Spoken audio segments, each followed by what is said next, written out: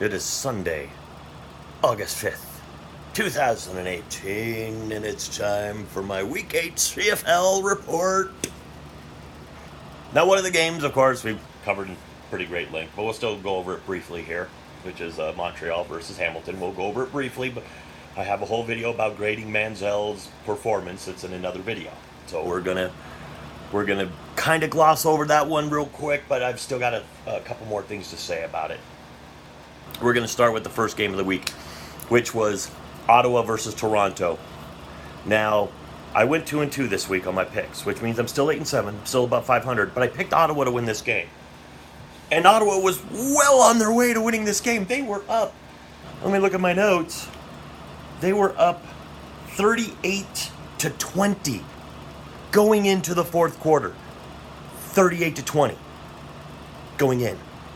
They had given up 20 points to Toronto all game and then decided they would give them 22 more points in the fourth to make the game 42-41.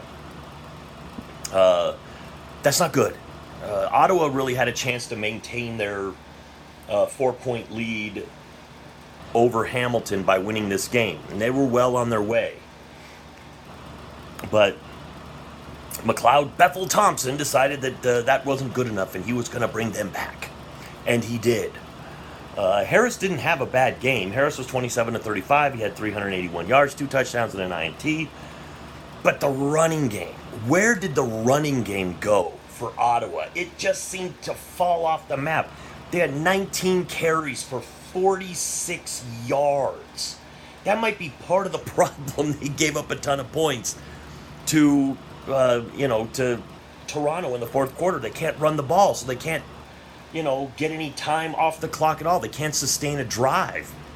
So unless you want to still go all-out offense and blow the team out of the water, maybe they should be going for 60 points. But Powell only had, he had 35 yards on 14 carries. So that's an abysmal. Now Spencer had 8 catches for 145 yards and a touchdown. But that's an abysmal, giving up 22 points in the fourth quarter to a team that only has one win, that's on its third starting quarterback in Bethel Thompson. I get that it was in Toronto, and I get that they're defending Grey Cup champions, but you had them on the ropes. You had a chance to basically step on their neck and give them the killing blow, and you let them basically run you over.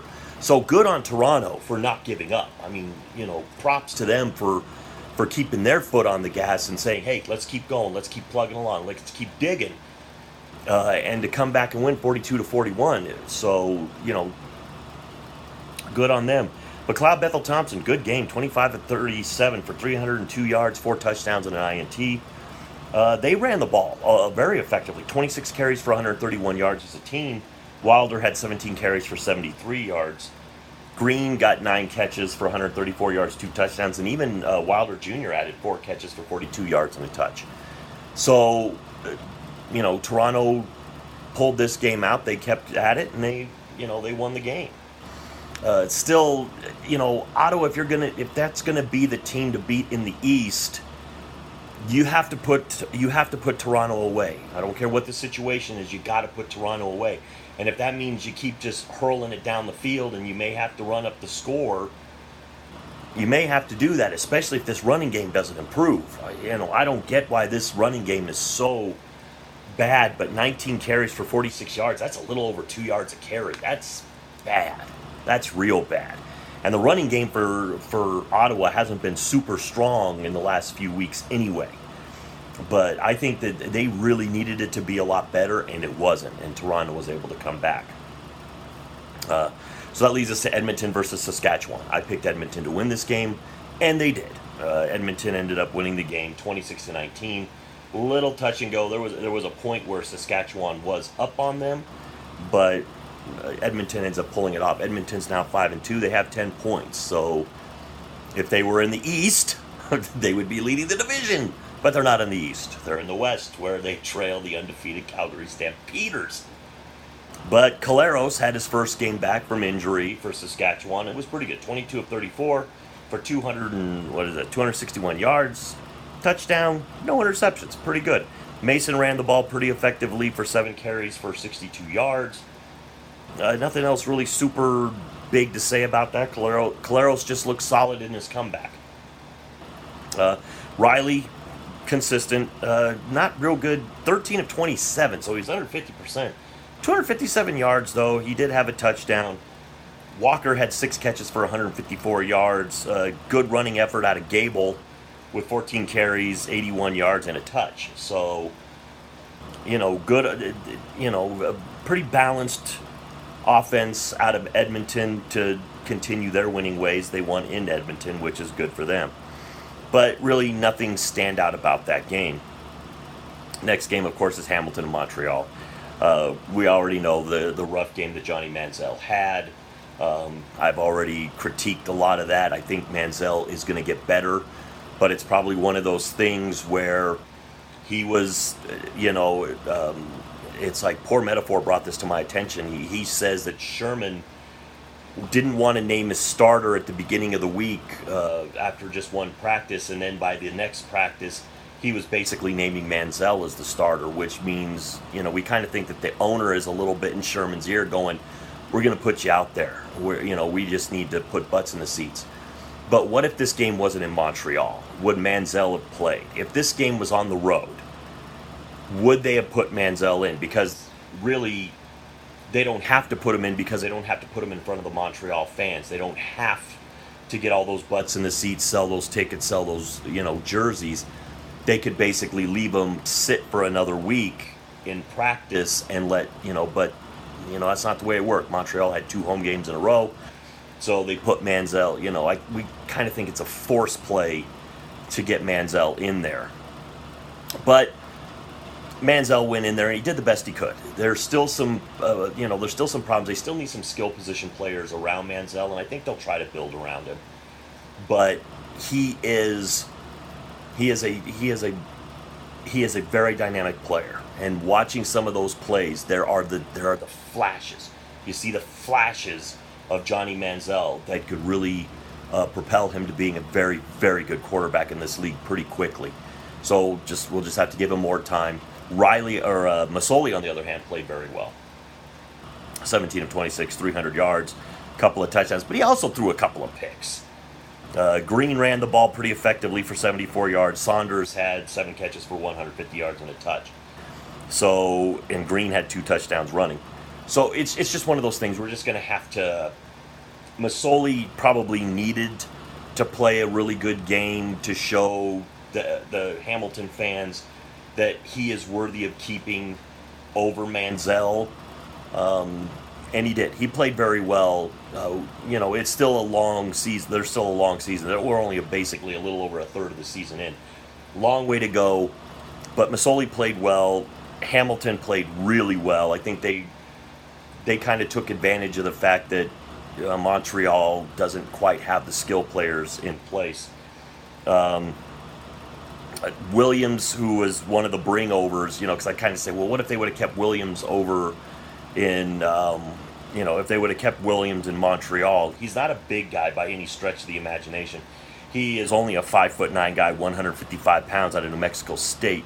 So he's not a huge guy, but he's only had 4 catches since going over to Hamilton. But before that, he had 34 catches in Montreal. So he's maybe still just getting used to Masoli and maybe getting used to that system. But if he would have stayed in Montreal, maybe does it give Manziel another weapon that he can utilize? You never know. But Westerman only had one tackle in the game for Hamilton. So we'll see. The crown jewel of the thing is Hamilton, or as Manziel. But maybe those 2 draft picks can translate into some other players for Hamilton in the future. And then this will jump us into the last game of the week, BC versus Calgary. Calgary remains undefeated, 27-18 over BC. Lele looked good, 25 of 39 for 281 yards, touchdown, INT. So he looked pretty good. Bo Levi Mitchell looked better, 19 of 31 for 370 yards, a touchdown. Jordan had 5 catches for 185 yards. I don't think there was a lot of running in this game. The running, I don't think, was a superior part of it. Johnson for BC only ran for 50 yards, and 15 carries for 48 yards for Morris. But it started making me think. Calgary seems to be very quiet with their 7-0 because I'm sitting there going, they don't win very spectacularly. So I started looking at the point totals. They've outscored their opponents 271 to 103. They're averaging 38.5 points a game, and they're only giving up 14.5. So that's a lot more spectacular than it looks. The defense is playing really, really good. And if you look at it, they're not getting a ton of sacks, and they're not even getting, they got an interception in this game, but it's a solid defense, and they're really doing their jobs very well.